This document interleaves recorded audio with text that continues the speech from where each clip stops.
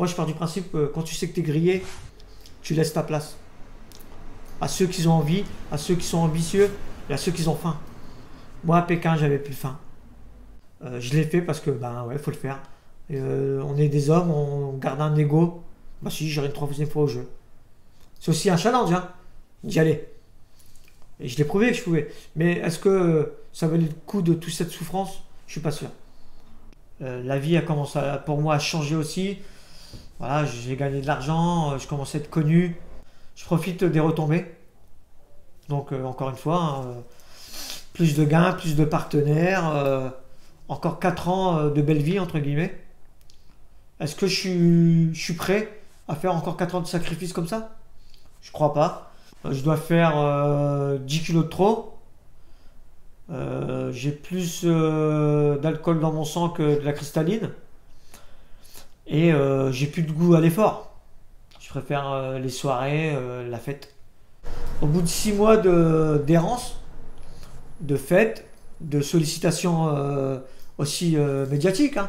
Dominique Tato à l'époque, qui était DTN, je crois, hein, et qui m'appelle et qui me dit bon Jérôme, il va falloir faire un choix. Soit tu continues tes jet-setters ou t'es boxeur. Et de là, bah, je me suis rappelé que j'étais boxeur.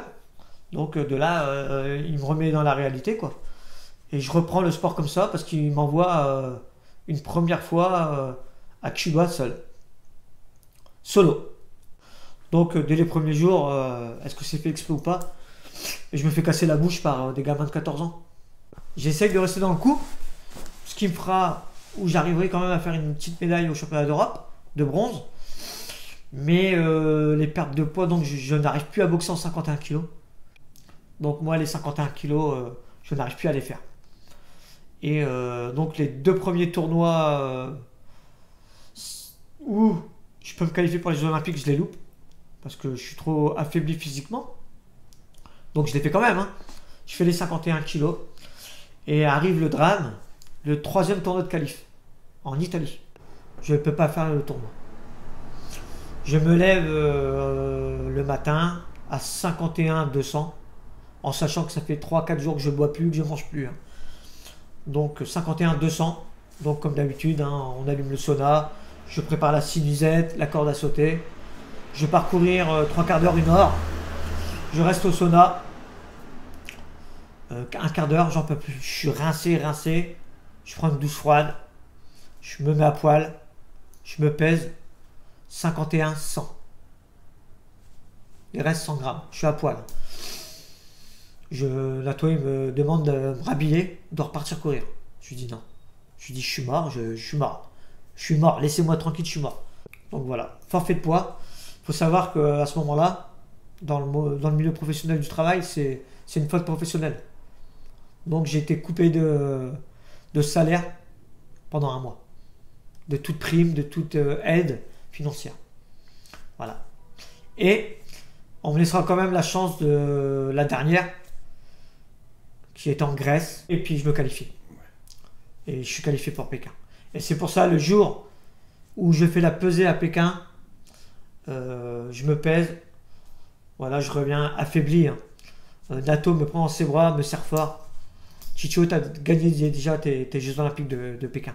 Parce que j'avais réussi à faire la pesée, j'allais faire qu'un combat. Voilà. C'était ma récompense, on va dire, des Jeux Olympiques, de pouvoir les faire.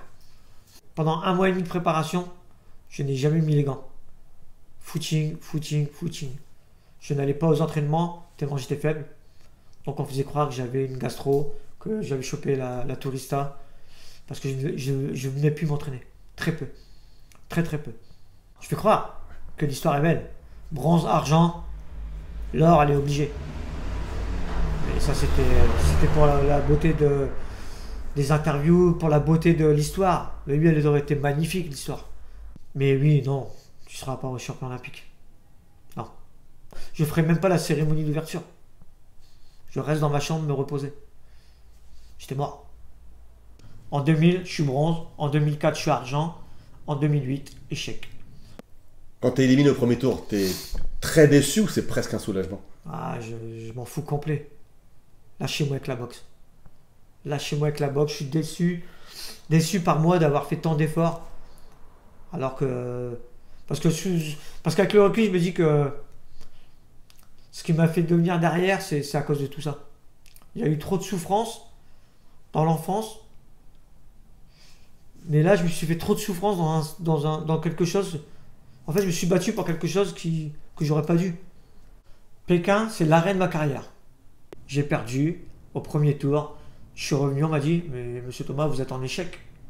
On va pas pouvoir vous garder. Ça, c'est la vérité. Moi, quand je reviens de Pékin, il y a 2 personnes à l'aéroport pour m'attendre. Il y a ma copine de l'époque et ma mère. Voilà, tu vois, ça m'a envie de chialer, tu vois. Et ça, c'est le jeu. Tu veux la notoriété, tu veux. Mais il faut savoir que derrière, il y a ça. C'est plus dur, mais tu peux pas avoir l'un et pas l'autre. Hein. Moi, dans ma tête, ouais, je voulais rester encore 4 ans. Oui, je voulais monter de catégorie. Il y avait de la place. Ils étaient tous partis. Et oui, je voulais préparer mon avenir. Moi, je voyais les choses comme ça. Donc, ma vie olympique s'arrêtera là. Et où j'entamerai 3 ans de carrière professionnelle avec des hauts et des bas. Tu tombes dans tout ce qu'il ne faut pas faire. Sortir, boire, fréquenter des mauvaises personnes. Tu commences à moins gagner d'argent. Donc il faut que tu continues à avoir un train de vie. Donc ce que tu as mis de côté, tu commences à le manger. Tu n'es plus compris des gens. T'es plus compris des gens parce que comme tu fonctionnais avant, tu ne fonctionnes plus pareil. Donc tu as changé pour les gens. Tu es moins généreux. Tu commences à devenir sauvage. Et puis voilà, les addictions. Hein. Beaucoup d'alcool, les jeux. Et tu es instable au niveau sentimental. Et puis tu sombres. Tu es incompris. T'es incompris. Personne ne te comprend. Ou tu arrives à comprendre personne. Je sais pas dans quel sens il faut prendre les choses. Hein. Tu comprends plus rien en fait. Tu te désociabilises. Et ça empire. Hein. Les jeux, il te faut de l'argent. Donc les jeux. L'alcool. Et puis les mauvaises rencontres de pire en pire. Je suis un miraculé.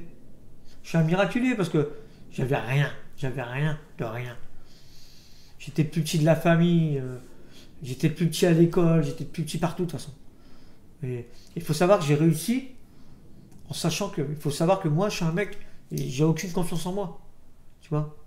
Alors que voilà, quoi, j'ai rien à envier à personne en vrai. Mais c'est un manque de confiance que j'ai depuis tout petit. Peut-être ma maladie, peut-être. Je sais pas. Encore aujourd'hui, je sais pas l'expliquer. Tu vois, là, des fois, je me dis, surtout quand j'en parle comme ça, pourquoi je me bats encore? Tu sais, ça pourrait être facile. Tu sais, j'ai arrêté de boire comme ça, quand je pourrais dire, j'ai envie d'arrêter de vivre. Et je me dis, ça serait trop facile, en fait. Pour le coup, ça serait lâche. Et parce que ça ferait du mal à beaucoup de monde. Mais malheureusement, ça ferait pas mal à moi. Parce que moi, je souffrirais pas, tu vois. Mais je le ferai pas parce que j'ai un autre combat, en vrai. J'ai envie d'être heureux. Et j'ai jamais été heureux. Parce que c'est moi qui ai un problème. C'est un problème avec moi-même en fait. C'est moi le problème. Et là j'arrive à me dire, j'ai le droit d'être heureux et j'ai envie d'être heureux. Et donc j'ai envie d'aller chercher ce bonheur. Et c'est pour ça que je continue à me battre. Parce que là c'est un combat encore.